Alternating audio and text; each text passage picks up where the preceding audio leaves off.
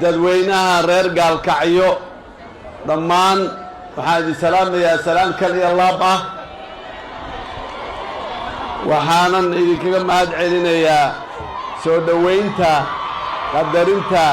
iyo qiimaha badan leh ee dhammaan dadkii reer gaalkacyo ay soo dhoweeyeen madaxweynaha haddaan ahay iyo wafdigaygaba aad iyo aad ayaad ugu mahadsan tihiin sharaf iyo karaamo weyn ayayna inoo tahay intaa kadib waxaa in badan laga dhawaajiyey magaalada gaalkacyo taariikhdeedii iyo maxaan ku dhaha doorkii galmudug ay ku lahayday dhismaheedii jiritaankeedii fikirkeedii bilowga ahaa iyo dhammaan ilihii ka dambaysay oo dhan intaa kadib gaalkacyo taariikhdeeda marka laga sheekaynayo xikmado badan ama oraahyo badan oo colaadda la xiriira ayaa aad iyo aad loo soo hadal qaataa laakiin maanta waxaan aad iyo aad u bogaadinayaa shacabka reer gaalkacyo sida ay u hagaajiyeen u xoojiyeen caqli iyo xoolo iyo fikir intaba u geliyeen nabadda aad iyo aad ayaa muxuu u bogaadinayaa arrintaas magaalada gaalkacyo ayayna ka muuqataa nabaddu meesha ay ka jirto marna ma qarsoonto faa'iidada iyo masaalixda iyo wanaagga ay leedahayna ma baaqdaan marka gaalkacyo nabaddeeda iyo nabadka talinteeda waxay ka muuqataa maanta sida ay u taallo gaalkacyo 20 sano ka hor ayaan mar imid gaalkacyadii 20 sano ka hor iyo gaalkacyada maanta aad iyo aad ayay u kala duwan tahay hambalyo ayaan leeyahay dadka reer gaalkacyo maalintaas biyo nadiifoo la cabbaay muxuu ahay dhib ayay ku ahayd in laga helo gaalkacyo maantana ilaahay unbaa looga mahad celiyaa waxa ka jira waxaan leeyahay marka hambalyo sida madaxweyne muxuu ahay qoorqoor oo u tilmaamayna gaalkacyo waa hal magaalo duruufaha siyaasadeed ee dalkan ka jira ee wax badan oo ka mid a ay horey u soo qaldameen ayaa sababay in ay laba magaalo iyadoo hal magaalo ee noqoto laakiin waxaa ilaahay mahaddiisa iyadana bogaadin weynna mudan hadda inay laba magaalonimadii ka imaanayso oo xagga dadkeeda ay aad iyo aad labada dhinacba u wada nool yihiin nabad ugu wada nool yihiin horumarka iyo wanaagga maslaxadooda iyo ilmahooda iyo aayahooda ay ka wada shaqaynayaan suurtagal maaha magaalada inay darafna ka gubato darafna ka nabad ahaato marka inay dhinac walbaba nabad ka tahay waa arrin aad iyo aad u qurxoon intii ka shaqaysayna oo mansab kasta iyo wax walba lana aad iyo aad ayaan ugu mahadna celinaynaa uguna bogaadinaynaa haddii la yidhaah maamulada labada dhinac ee gaalkacyo ka jira mas-uuliyad ay muujiyeen iyo dadaal ay muujiyeen haddii ay tahay maamul heer degmo iyo haddii ay tahay maamul heer dowlad goboleedba dhinacaas nabadda marka la yidhaahdo mas-uuliyad weyn oo aad iyo aad u weyn ayay muujiyeen ayagana waana bogaadinaynaa waana hambalyaynaynaa haddii la yidhaahdo muddo dhow oo aan aad u sii fogeyn ka hor garoonkaanna ma jirin halyeygii cabdullaahi ciisena magaciisa ma xusnayn laakiin maanta garoon dhallinyaraduna ay maxaanku idhahdaa garoon u ah odayaasheennii iyo dadkeennii hore taariikhda lahay oo uu ka mid yahay halgamaa cabdullaahi ciise in loogu magac daro si loo xasuusto oo carruurteenna iyo jiilasha cusub ee soo karaya ay u ogaadaan taariikhda cabdullaahi ciise yow ahaa ninkaa marka la yidhaahdo looga hadlo oo ay u ogaadaan aabbayaashoodii awowayaashii hore dalkan waxa ay u soo qabteen iyo maxaanku idhahda juhdiga ay geliyeen iyo khatarta marar badan ay u bareereen waa wax weyn oo aqoon oo jiilasha dhallinyarada wax u taraayo cabdullaahi ciisena uu mithaal u yahay waxaan rabaa intaas kadib inaan aad iyo aad u bogaadiya mar kale iyo mar kale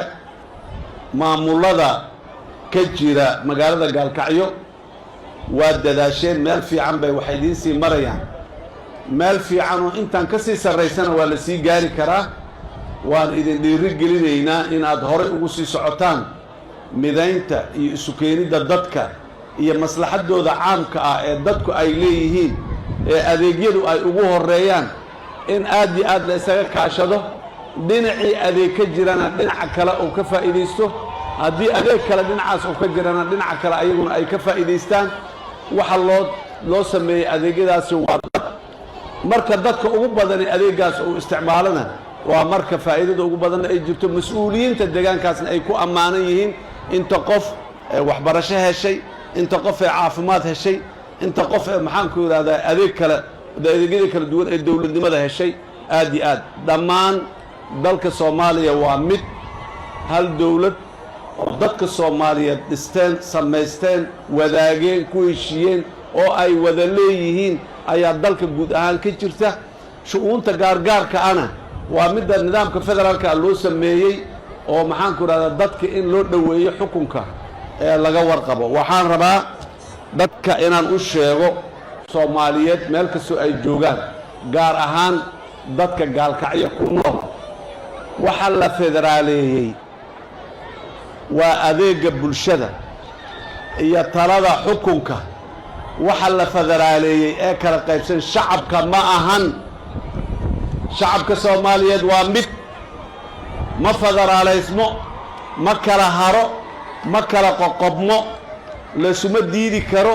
lama kala ilaali karo laakiin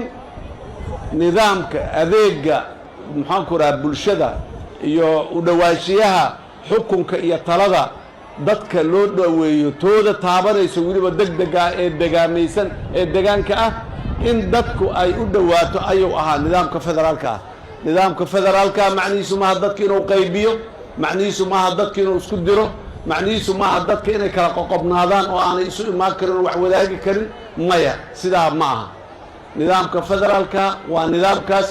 loo sameeyey dadku in ay adeegii ka fogaa lahaa ee dowladda dhexe ka jiri lahaa inuu u soo dhowaado oo uu u yimaado siyaasad ma aha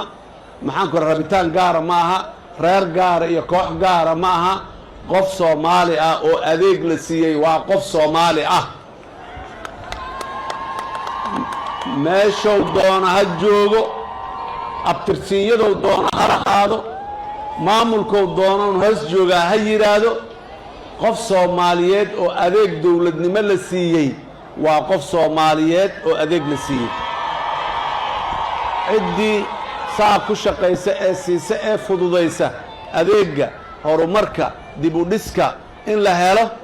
waa cid aad iyo aadna u maasan waajibkeediinu gudatay ayadoo oo dowladdeennu ay weli soo kabanayso ayadoo weli dhaqaalaheennu soo kabanayo haddana wixii yaraa oon heli karnay siyaasad inay kala qoqobto ama muxuu ahay la siyaasadeeyo meesha kuma jirto haddii aan la yidhaahdo amniga iyo nabadda waa mas-uuliyadda koowaad wax walba amni iyo nabaday ka dambeeyaan horumar oo dhan amni iyo nabadow ka dambeeyaa wanaaggaasoo ka dambeeya waxba yaanu ninna idinku galgalanin oo idiin sheegin maslaxaddii iyo asaan ku jirto wax la mid ah colaad xumaan dil xabad iyo qarax dhaca wax maslaxad oo ku jira haba yaraatee ma jirto hal mid ayaa colaad iyo cadow iyo qarax iyo dil iyo xabad hal midaa naga istaasho naga mudan hal cadow oon leenahay cadowga argagixisadaa la yidhaah haddii uu yahay al-shabaab iyo haddii uu yahay isis intaba maxaanku idhahdaa waa cadow kaasaa cadow noo wada ah oo u baahan inaan iska kaashanno iskulana garab istaagno sidii loo cirib tiri lahaa loo dhammayn lahaa dadka reer Gaalkacyo mar kale iyo mar kale waxaan leeyahay hambalyo mar kale waxaan leeyahay waa mahadsantihiin mar kale waxaan leeyahay nabadda iyo deganaanshiyaha deegaanka meesha aad soo gaarsiiseen ka sii adkeeya sii xoojiya sii ballaariya cid kasta oo deegaanadan iyo inta ku xeerana u dhow wax isu qabtana nabad iyo wanaag iyo maxaanku idhahdaaye deganaanshiyaha laga shaqeeyo mar kale iyo mar kale waa idin mahad celinaynaa waana idin bogaadinaynaa aad iyo aad ayaa u mahadsantihiin wasalaamu calaykum waraxmatullaahi wabarakaatu